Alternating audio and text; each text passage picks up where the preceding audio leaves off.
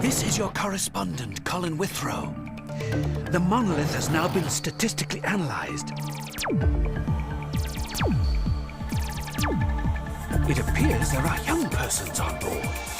Their screams pierce the afternoon skies. Hang on, young persons! I'm coming to help! Hang on! Mamba at Worlds of Fun. It's like nothing on Earth.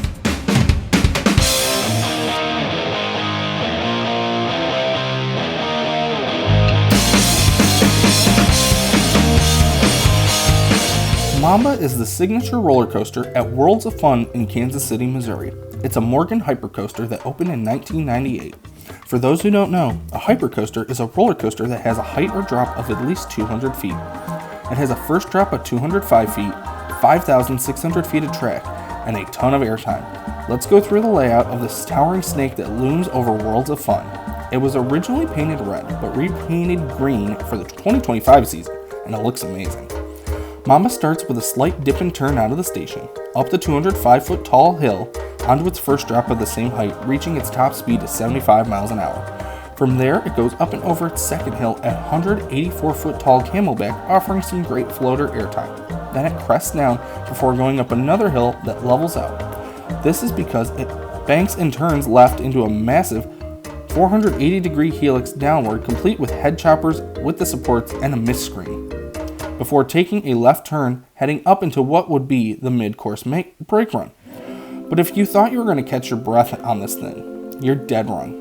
While this brake is fully functional, Worlds of Fun lets this ride run like the beast it's meant to be, and unlike its counterparts in Pennsylvania and Minnesota, the brakes are turned off, which lets this train coast right through before hitting what is probably Mamba's signature elements: 5 consecutive bunny hops of pure, straight, car crash worthy RMC level ejector airtime that is relentless. You're out of your seat the whole time, laughing, screaming, or crying of just how intense, in a good way, this element is. After that, it rises up to the left, over the turn to the first lift, coasts straight before hitting one last bank turn to the right before coming into the block brake that slowly brings this thing to a crawl, before turning into the main block brakes that transfers before the station. And that's a ride on the tallest coaster in Missouri. We rank coasters up on this channel based on 4 things: layout, intensity, smoothness, and rewritability. So how does Mamba stack up to that? Layout. Mamba has a pure hyper layout of straight out and back with a few bits of flair with the helix and some bank turns. To some, this could be boring, but for a hyper, you can't ask for much more with a pure airtime layout, so it works. Intensity.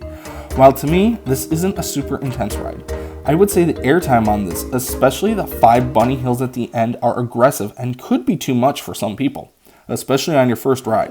But once you know them, you're prepared for them. It's a wonderful and glorious thing. Smoothness.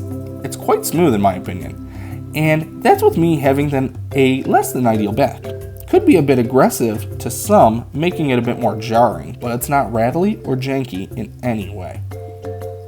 Rewritability. Yes, this ride is absolutely rewritable. For me, I have to do it in waves, but that's my personal preference, knowing my body. Anyone else, you could marathon this if you wanted to. Once you've had a taste of Mamba, you'll keep coming back for more. Mamba fits the hypercoaster need for Worlds of Fun perfectly, and so well that in my fantasy world, that if we ever did get a B&M Giga, they would be so totally different that they would complement each other greatly, because they would offer such different experiences. That's going to do it for this review of Mamba at Worlds of Fun. Have you been on it? What did you think of it? Let us know in the comments below. And as always, thank you all for watching, God bless, and we'll see you in the park.